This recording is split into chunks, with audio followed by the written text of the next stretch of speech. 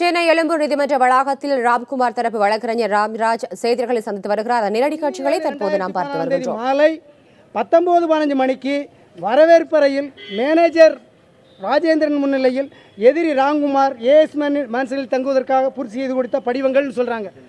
அவரே 1/7/2014 மாலை 19:15 மணிக்கு 7:15 மணிக்கு அந்த மேன்சனின் மேனேஜர் ராஜேந்திரன் முன்னிலையில் எதிரி கையொப்பம் செய்து கொடுத்ததாக, தங்குவதற்காக கையொப்பம் செய்து கொடுத்ததற்காக படிவங்கள் கொடுத்ததாக அவருடைய உறுதிக்கூற்றில், அந்த உறுதிக்கூற்று பிளைனோட சொல்ல முடியாது. ஏன்னா உறுதிக்கூற்று என்பது அதுவும் நோட் ரிப்பப்ளிக் முன்னில் உறுதிக்கூற்று அளிச்சிருக்காரு.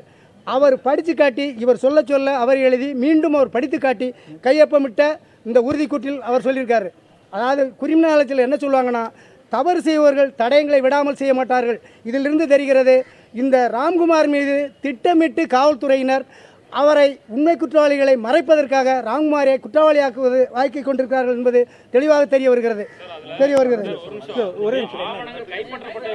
இல்ல எதிரி முன்னிலையில் அந்த அதில் சொல்லுங்க.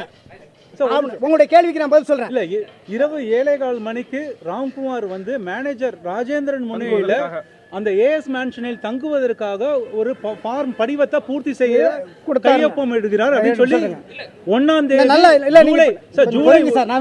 ஜூலை 1ஆம் தேதி 7:15 மணிக்கு ஃபார்மை ஃபில் பண்றாரு. நைட்டு 11:30 மணிக்கு செங்கோட்டையில எப்படி அவர் கழுத்து அறுபட்டு ஆஸ்பத்திரியில் அனுமதிக்கப்படுகிறார். பொறுங்க சார். அதாவது நீங்க கேட்கிற கேள்வி என்ன, நீங்க உங்களுடைய கேள்வியை கேளுங்க. கேள்வி சொல்லுங்க. நீங்க ஒரு கேள்வி நல்ல கேள்வி கேட்டீங்க.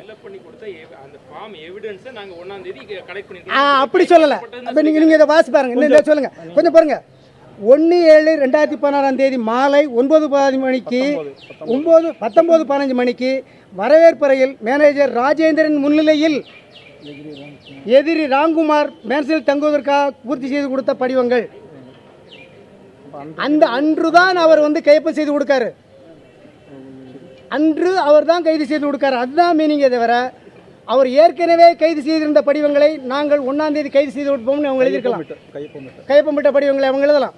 ஏற்கனவே கையொப்பமிட்டு கொடுத்தவங்களே எதிரி அவர் ராஜேந்திரன் முன்னிலையில் போய் நாங்கள் கைப்பற்றினோம் அப்படிங்கிறது வேற. எதிரி ராஜேந்திரன் முன்னிலையில் ராஜேந்திரன் முன்னிலையில் எதிரிக்கு 1ஆம் தேதி எதிரி இங்கே இருந்ததாகத்தான் இவங்களுடைய வருத்தம். நீங்கள் எந்த தமிழ் புலவர்னாலும் கேட்டுக்கோங்க, எந்த தமிழ் அறிஞர்னாலும் கேட்டுக்கோங்க.